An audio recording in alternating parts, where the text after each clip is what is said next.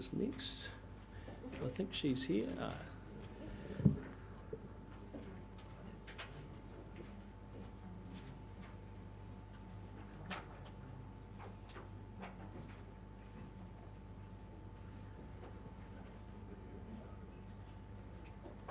And look at that, she's wearing wool too, so I'll have to commend her as well.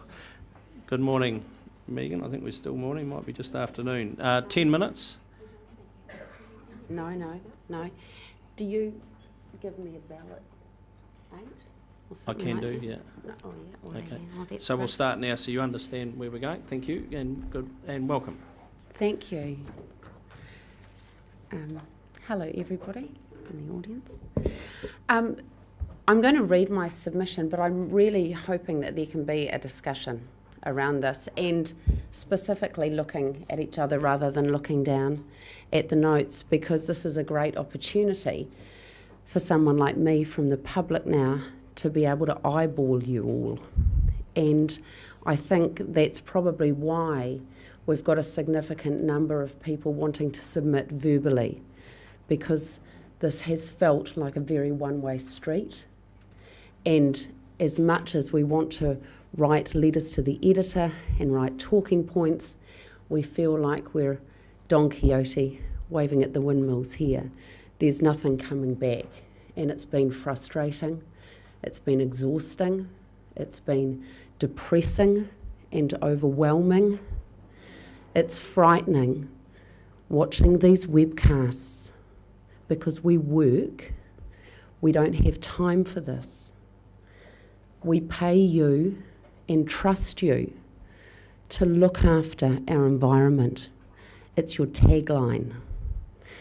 Yet we're spending our time and our money for years chasing you around circles with information requests, trying to get data, information, trying to wade through pages buried deep in websites, through pages and pages and pages of reports without executive summaries. If you ran businesses, you would not survive. No one would put up with it. So here we are, staring down the barrel of another $36 million with no justification, no mandate, no common sense, no logic. Can you just moderate that a bit, please? Is this a public submission, or is this a party line? It is a hearing with respect, actually. And I. Thank you. Point of order. What standing order are you quoting? You'll need to quote one today. Otherwise, I'll overrule you. Well, you overrule me, but I want to say that I believe people have a right to free speech. They do, but they need to be respectful, and it's as simple as that. I don't think that was disrespectful. It's on genuinely held view. When people speak off the party message, there is a bit of a track record emerging that they're silenced. And as I said, the reason I think people have taken advantage of being able to come in here and rescue what is left of our democratic process is because, God damn, this is all we have. A hearing, 10 minutes, to justify a submission that we don't believe anyone will read or consider, because our gut and 6 years of watching this thing roll over us tells us that this is predetermined. And I would love to be wrong, and you can smirk and you can deny it in the paper, but then you turn around and you say this thing will be built. Mark my words, it will be built. So which one do we believe? Do Lake Hatuma. It's your job. But do it with the science that we pay a building full of scientists to deliver. Don't do it to make the thing stack up financially, because this thing from where we sit looks like a house of cards. If one bit goes, this whole thing's going to tumble. And as I look around the board here, the lady who will face this has left. And the rest of you may be remembered for your part in this. Goodness, those webcasts should haunt you for a lifetime, because they will never disappear. You're there on camera reading your questions that you clearly don't understand, or not asking questions, calling for things that you start a question and it's answered by somebody else. This is all on video. We're not making this up. But because this project is so scary, we sound like hypochondriacs, because people think it can't possibly be that bad. It can't possibly be so environmentally odd. It can't possibly be so economically dodgy. It can't possibly be so difficult to get those farmers to sign up. But all of those things, including the dam construction and design independent panel that isn't happening, every single element of this looks dodgy. And every time we ask questions and every time we ask for information, we get silenced. So I will take this opportunity as a member of the public, as a ratepayer, and of someone who has slaved for 6 years in my own time, at my own cost, every day, to post the stuff that's going on with this project so that the public can keep up with it. I will take my 10 minutes to tell you exactly why I think you should decline option C.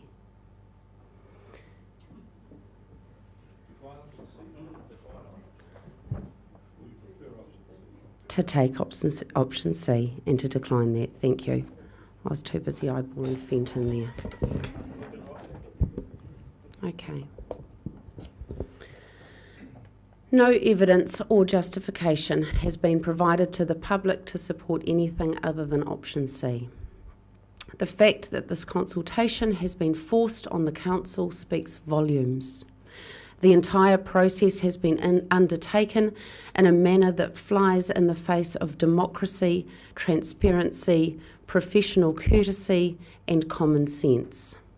Adequate information or explanation has not been provided to ratepayers either for this amendment or the Wairoa Taniwha water storage scheme in general.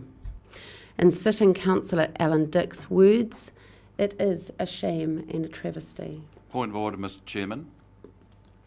In this Can you instance, name the standing order? The submitter is quoting me totally out of context, and I resent that, and I don't believe it gives you credit. You've had your say, Councillor. He's a bit like you, Councillor. He snuck it out before we had to. I'll carry on, and you can be offended.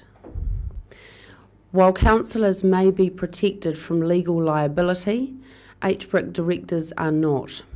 And in the event that this project and the spurious elements comprised within it prove as ill-devised as many ratepayers fear, we can at least be assured that enough concern has been raised through legal and governance channels that those who have attempted to foist unnecessary debt on the region will be held accountable.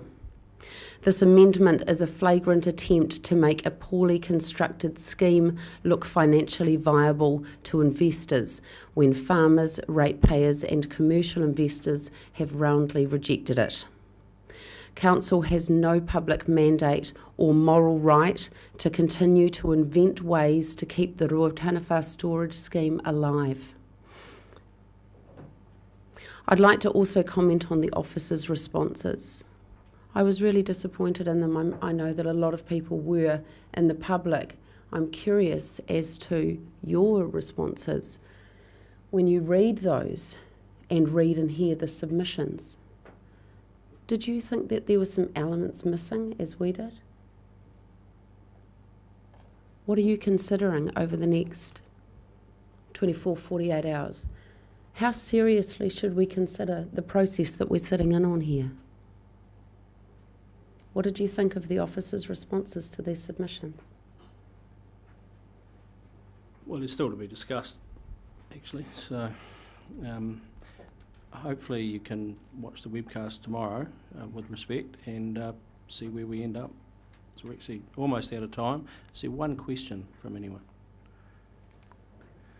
You've got 20 seconds, Councillor Barker. I think I know the answer, but you have said that you support option C, which is consistent with about 95% of all the other submitters. What would be your views of this council if it chose to ignore all of those submissions and opt for something different? It won't be surprise. As I say, I think the reason that most people are here and have been following this process is because they don't trust the process that they're witnessing. I will be more interested in the Auditor-General's view if that happens. Thank you. Thank you, Ms Rose. And thank you for your submission and presentation, and we'll be deliberating tomorrow, so thank you. Thank you. Okay, Jeremy, crikey, Dunningham. Maybe I need glasses after all.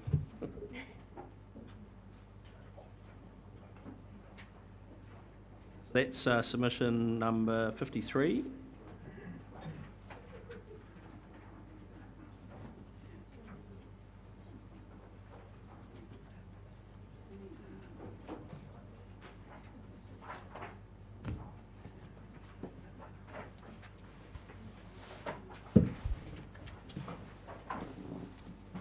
So, welcome. Thank you. Good afternoon. Thank you. Get the timing right.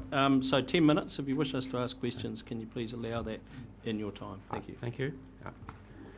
Thank you for the opportunity to make this submission. Greetings to the panel members and the regional councillors. Tēnā koutou katoa to everybody else. You have with you, I guess, my written submission, which I expect that you will have read. I don't intend in the next few minutes to read that out verbatim.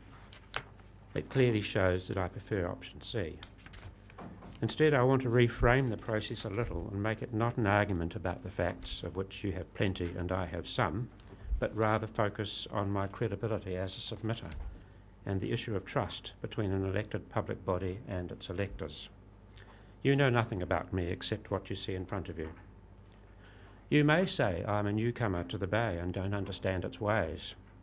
I would say that I've lived here for 14 years and feel very much in tune with the Bay culture and lifestyle. When we moved from Auckland, we chose to invest in the Bay as opposed to elsewhere. You may say that I am naive. I would say that people who know me count me not as a hermit, but as a practical pragmatist with ideals. I have a good education and many life skills in all sorts of fields behind my 65 years. You may say that I'm uninformed or misinformed.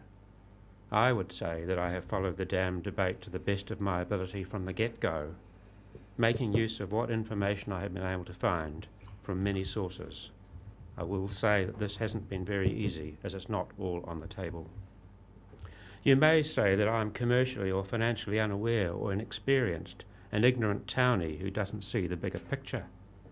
I would say that I have worked here in the growing industry since arrival and understand the challenges and demands faced, the economic ramifications, and the need to protect and advance our future as a region for all its inhabitants.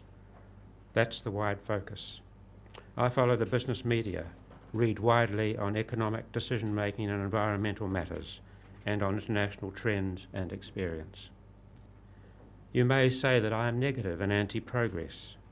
I would say that I could scarcely have got to where I have today with a wealth of community, employment, family and social skills if I was anti-progress.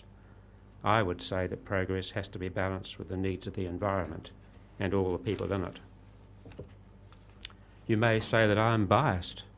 I would repeat that I have followed the debate from the outset and that my initial statement in any of the previous submissions that I have made has been that I am not diametrically opposed to water storage options in the region, amongst other options.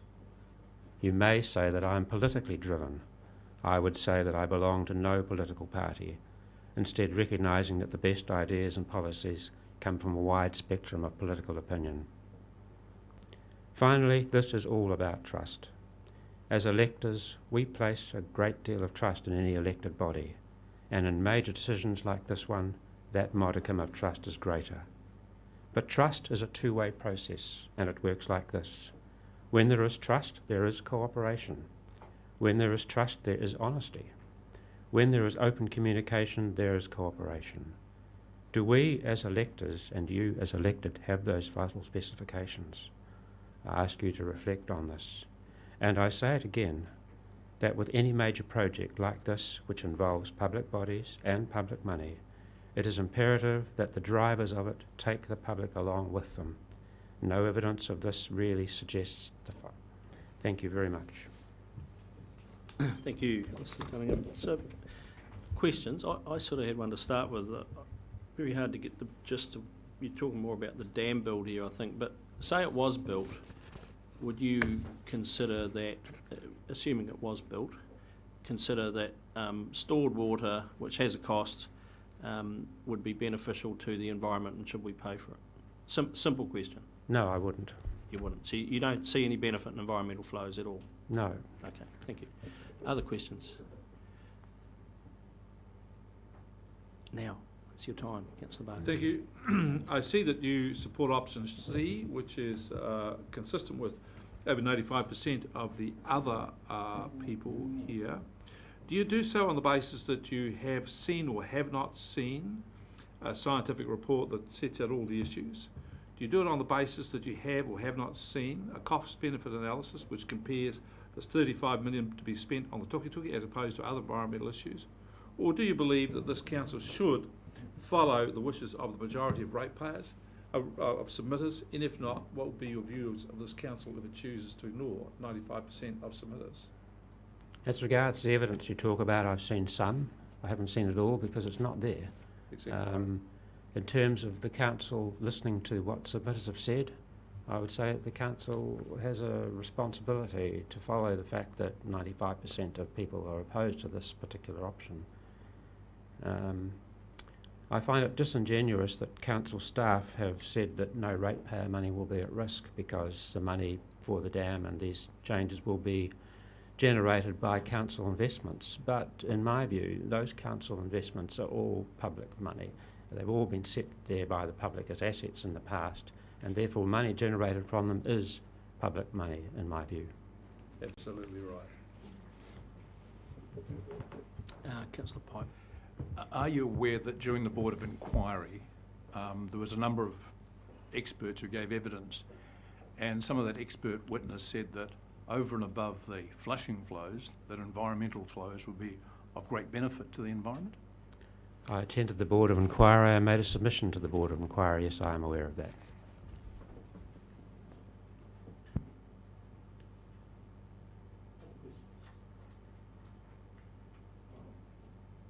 Thank you. Excuse me, put the microphone on. And thank you for taking the time to both put in a submission and come and speak to it. So thank you very much. We will be deliberating tomorrow on all the submissions. Start hearing recommencing at 11 a.m, not 9 a.m. as advertised. So thank you. Thank you very much indeed, and good luck. Okay, we've got Sara Gerard. Lucky last before lunch, Sara. Welcome. Afternoon, I'll get the timing right. Thank you. See you. Oh, you've got a PowerPoint there. So you know the drill, Sara. You're that one? Cool. so 10 minutes. If you wish us to ask So I've questions. got, an update of these. And time starts now. Time starts now. Thank you. Okay. Just before I start on what I'm going to say is I worked for land management in Hawke's Bay Regional Council about 10 years ago, for those people who don't know. And I was the Environmental Enhancement Officer, and I heard the significant wetlands, regional significant wetlands to look after, and Lake Whaatuma was one of them. The simple device to raise the water level in Whaatuma is very aware, and it's quite not a big price item, and you can raise it by 3 pounds. What was what we were talking about before? 300 mil. So that would solve a lot of issues, but it was the resistance of the landowners. So if you can get a resource consent to do that, great. But to do your due diligence, I'm prepared to do your consent first before you start talking about water, buying water. Anyway, so the highly questionable HBRC procedures under the umbrella of HBRC is becoming overwhelming to witness. The RWSS governance has not carried out proper and open due diligence for the use of public funds for the HBRC. Can everybody hear me? Am I close enough? There? Is that? Yeah, there we go. Does that sound right? Yeah.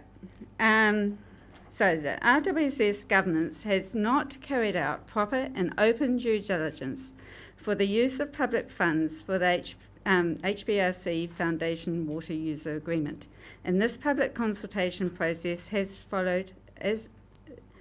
an example of seemingly, not sure if I'm able to use that word, so I'll say untrustworthy process that is systematic in character. The officer's response to submissions of the amendment to the long-term plan, I found, was totally disrespectful. This one was for the long-term plan and to the submitters. I have read through at least half of those submissions and made up a spreadsheet of them, which I'm very happy to give them to you if you want. The officer's response does not represent submitters' issues, has significant degree of omission, focuses unduly on minute detail, dismisses on terminology, is confusing, and has unusual irregularities, very much so, that have been noted by submitters. I recommend key submission issues for council consideration for the hearing for your deliberations tomorrow would be the lack of trust and confidence in governance of the RWSS. Concerns in HBRC Water User Agreement and public consultation process, so this process that we're undertaking. Opposition to the use of public money to pay for water for environmental purposes. Option A does not follow the intent of the Board of Inquiry decision and community's aspirations for the scheme. Option A is flawed with lack of science, information, need, cost, benefit analysis, etc. Lack of information around Lake Whātuma proposal. RWSS is economically, environmentally flawed, and there are alternatives. I also noted that submitters found it very hard to submit on the new online platform as well. At a crucial time when scrutiny and due diligence is required, this public consultation process was flawed by, as you know, yourselves recommending, HBRC recommending and councils agreeing in principle the water user agreement without public consultation to be then directed by the auditor's office. Complete lack of supporting information, and if there was any, it was withheld from the public. The public and the ratepayer remain unknowing, uninformed, and then denied of information, requiring official information requests, and even then denied or given incomplete answers. For example, if there, that makes sense. There must have been a 2015 RWSS plan showing Zone N. used by HBRC to assess demand for the uptake of the user water agreements around Waipakura's Mangatatoa's catchment as a basis for the January 2016 McFarlane Farm Profitability Review. Instead, HBRC supplies, as a result of an official information request, this plan here dated 24th of May 2016. In this one has the information it says added at May, in May. So the Zone N has been added in May. So, in March 2016, Butcher Partners referred to major design changes, increasing the economic viability of the scheme with the decision to add a zone, that is Zone N, in the command area, as well Sarah, as to very increase... reluctantly, very You reluctantly. want me to pull over? No, just, we're getting into Ruataniwha water storage scheme discussion, which Okay, frankly... I'll move from there. The issue quite simply is, I'll should move we on. use Okay. water out of the scheme if I'll it move gets on. built? I'll move on. Yeah, Okay. please. I'll move from the major design changes and the significance of that. The option A environmental flows proposal is totally flawed. Please read my explanation in my written submission, and it's all there for you, including details for the RWSS flushing flow operation. I'm concerned councillors do not fully understand the consented flushing flow operation, how it is intended to flush down the 116 kilometres of Braided River, reasons why it could be ineffective, and the impacts on the water users and the natural river ecosystem. So have a look at that, please. So I've covered Lake Whaituma, and then and that's on page 6, Lake Whaituma. So then, the water user agreement is a disguise for HBRC to improve the scheme's operational cash flow. I actually disagree with that. Instead, That's not correct. oh yeah, okay. Oh, can I keep going, You please? can continue, but that's not correct. Is this normal? Do we usually have questions afterwards? No, I'm just... All right, okay. Just, we're in a hearing on a specific outcome, All right, can I Point of please? order. which is no overruled. Continue, please. People should be Thank able to you. make their submissions themselves, unmolested by the chair. Continue, please. Thank you.